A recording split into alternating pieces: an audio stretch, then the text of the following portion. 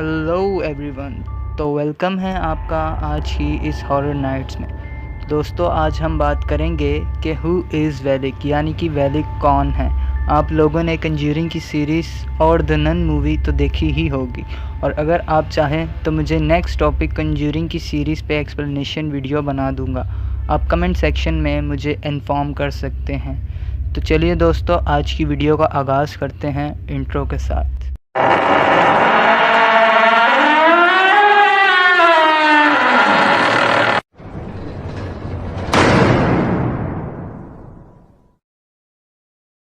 जैसा मैंने कहा कि कंज्यूरिंग सीरीज़ में और द नन मूवी में जो नन के नाम से एंटिटी मशहूर है, उसे द वेलिक डीमन से इंस्पायर होकर इस करैक्टर को बनाया गया है। तो चलो जानते हैं कि वेलिक कौन है और इसका कॉन्सेप्ट क्या है।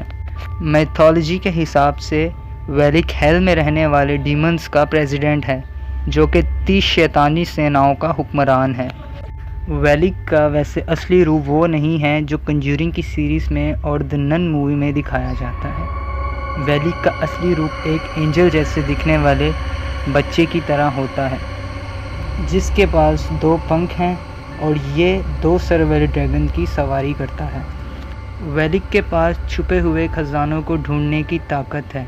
इसी वजह से कुछ लोग रिचुअल्स के ज़रिए वेलिक को हेल से बुलाते हैं कि वो उनकी छुपे हुए कीमती ट्रेजर्स को ढूंढने में हेल्प करे, और ये काम सिर्फ वही शख्स कर सकता है जो इस काम में माहिर हो। और कोई वैसे ही गलती से इसको बुलाने की कोशिश करता है तो द वेलिक डीमन उसकी ज़िंदगी को ही हेल बना देता है। इस दुनिया में कुछ लोग ऐसे हैं जो इस मैथोलॉजी पर भरोसा करते हैं, और कुछ लोग ऐसे भी हैं जो इसको सिर्फ स्टोरीज़ ही समझते हैं। और अब अगर बात की जाए कि कंज्यूरिंग सीरीज़ में और द नन मूवी में द वेलिक डीमन को एक नन के ही रूप से क्यों रिप्रेजेंट किया जाता है, तो इसकी वजह एड वॉरेन और लॉरेन है। एड वॉरेन और लॉरेन को तो आप जानते ही होंगे, जो इन मूवीज़ के हीरोज़ हैं। एड वॉरेन और लॉरेन रियल लाइफ में भी पैरानॉर्मल इन्वेस्टिगेटर्स हैं। असल में जब इन मूवीज़ की स्क्रिप्ट्स पूरे तरीके से बन गई थी तो डायरेक्टर जेम्स वॉन को समझ नहीं आ रहा था कि द वेलिक कैरेक्टर को किस तरह से रिप्रेजेंट करना है। और तब वॉरेन लॉरेन ने बताया कि रियल लाइफ में उन लोगों को एक विजन आया था, जिसमें एक अननोन शख्स हुडी टाइप के कपड़े पहनकर एड वॉरेन लॉरेन को शैतानी चीज़ों से दूर रहने को बोल रहा था, और वो कुछ हद तक नन की तरह ही दिख रहा था। उन्होंने ऐसा कहा, और ये चीज़ सुनते ही इस मूवी के डायरेक्टर जेम्स वॉन को आइडिया आया कि क्यों ना द वेलिक डीमन के करैक्टर को नन के रूप से ही रिप्रेजेंट किया जाए। अब थोड़ी बात कर लेते हैं नन मूवी के बारे में, जिसमें द वेलिक डीमन की थोड़ी बहुत हिस्ट्री बताई जाती है। इस मूवी में बताया जाता है कि ईयर 1952 रोमानिया में बहुत बड़ा एक कासल हुआ करता था, जिसमें नन्स रहा करती थी। इस मूवी में बताया जाता है कि एक ग्यूप नामा मजिशियन था, जो कुछ रिचुअल्स के ज़रिए वेलिक डीमन को किसी गेटवे के थ्रू इस दुनिया में बुलाना चाहता था। और ये बात जब कैथलिक्स को पता लगी तो कैथलिक्स ने ड्यूक नामा मजिशियन को मार दिया और उस गेटवे को बंद किया एक एंटिक रेलिक की हेल्प से, जिसमें जीसस क्राइस्ट का ब्लड था। लेकिन इस मूवी में ये बताया गया है कि कुछ साल पहले वर्ल्ड वॉर 2 के दौरान इस कासल पर भी अटैक हुआ था, जिसकी वजह से ये गेटवे टूट गया था, और तभी से द वेलिक डीमन इस कासल को हॉन्ट कर रहा है।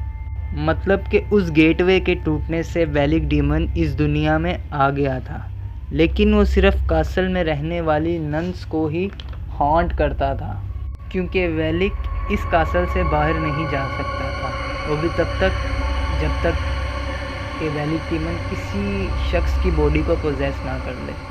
वो ऐसे कासल से बाहर जा ही नहीं था सकता जब तक किसी की बॉडी को पोजेस करके किसी इंसान के थ्रू ना बाहर चले जाए। इस मूवी में ये भी दिखाया गया है कि द वेलिक डीमन जो है वो एक नन को पोजेस तो कर लेता है, लेकिन वो कासल से बाहर नहीं जा सका।